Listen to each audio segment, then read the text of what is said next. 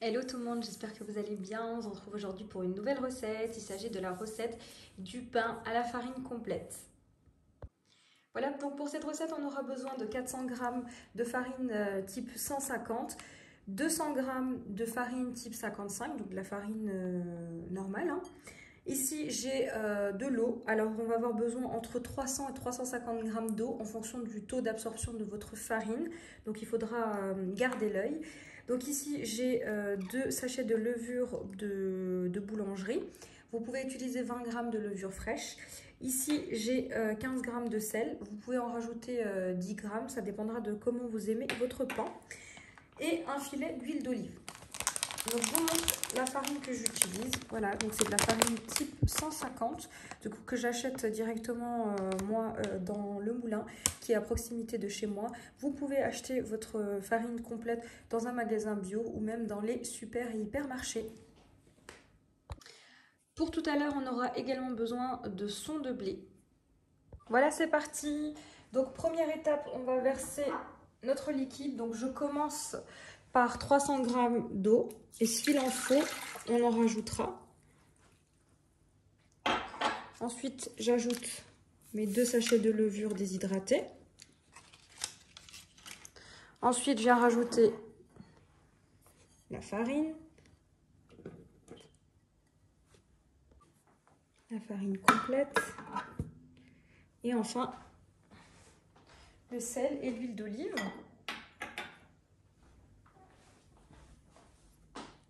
Voilà.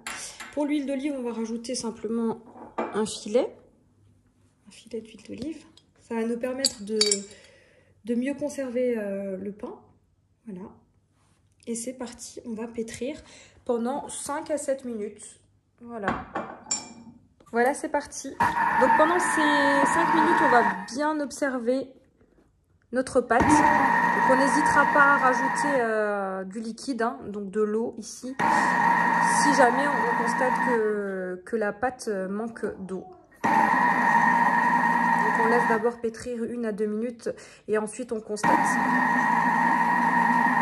Donc là on constate que notre pâte a besoin d'eau. Donc là je vais rajouter 50 g d'eau. Donc là au total j'ai mis 350 g d'eau. Voilà, on le remarque tout de suite qu'on arrive mieux à pétrir la pâte avec cette quantité d'eau. Donc n'hésitez pas à rajouter 350 g d'eau dès le départ. Plus votre pâte sera liquide et plus vous obtiendrez un pain bien moelleux. Là je vous montre la pâte que vous devez obtenir. N'hésitez pas à bien l'hydrater. Voilà, donc on a une pâte assez liquide, mais c'est vraiment ce qu'il faut pour avoir un pain bien moelleux. Donc là, je vais transvaser ma pâte dans un saladier et je vais la laisser, je vais la couvrir et la laisser reposer approximativement 1 heure jusqu'à ce qu'elle double de volume. Et on se retrouve pour la suite. Voilà pour la suite, après avoir laissé pousser pendant 1 heure, je vous montre ma pâte qui a vraiment doublé de volume. Donc là, c'est parti, on va dégazer notre pâte. Alors comme on constate que la pâte est un peu collante, petit conseil, on va se huiler les mains. Ça va nous aider à mieux maîtriser la pâte. Donc ici j'ai de l'huile neutre, de l'huile de tournesol. Et je viens donc dégazer ma pâte.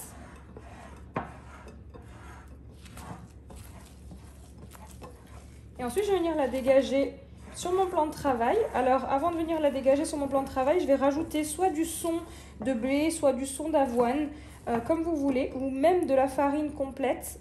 Voilà, donc là je débarrasse ma pâte sur mon son d'avoine ou de blé, peu importe.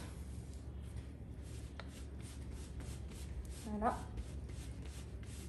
Ça va nous permettre de ne pas faire coller notre pâte sur le plan de travail. Donc là, je vais créer mes pâtons, donc de préférence de taille identique. Donc moi, je conseille toujours aux personnes de bien peser vos pâtons.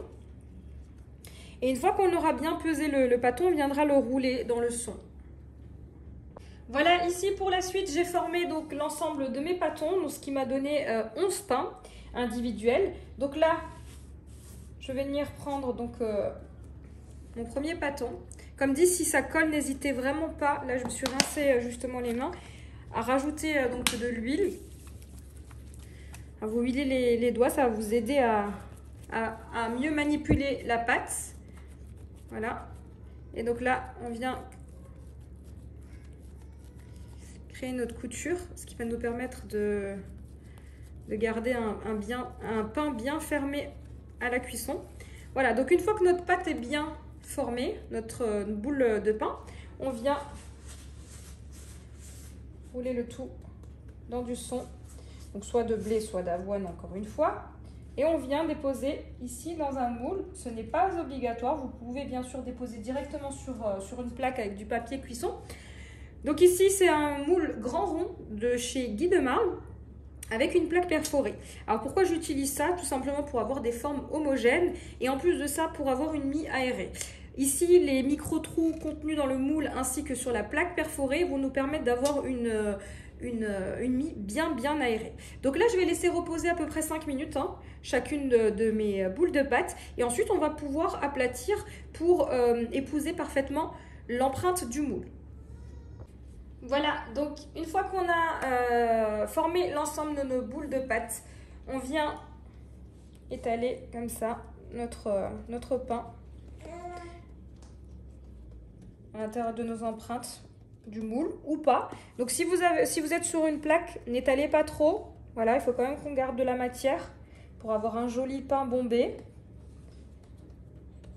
Là, on voit que vraiment notre pain va être super bien aéré. Moi, je le sens tout de suite au niveau de la texture de la pâte. Voilà. Ensuite, je couvre à l'aide d'un linge propre. Et là, je vais laisser reposer approximativement 30 minutes. Et on se retrouvera pour la cuisson. Donc, ça se fera dans un four préchauffé à 180 degrés pendant à peu près entre 15 et 20 minutes. Voilà, après 30 minutes de repos, mon pain a bien levé. Donc, c'est parti, direction le four, dans un four préchauffé à 180 degrés pour une cuisson allant de 15 à 20 minutes en fonction des fours et de la taille de votre pain. Voilà, après 20 minutes de cuisson, mon pain, donc il lui a fallu 20 minutes de cuisson. Donc là, il est encore très chaud. Voilà, donc cette vidéo arrive à sa fin. J'espère que vous avez aimé cette vidéo. N'hésitez pas à me laisser un commentaire. Et comme d'habitude, je vous dis à très vite.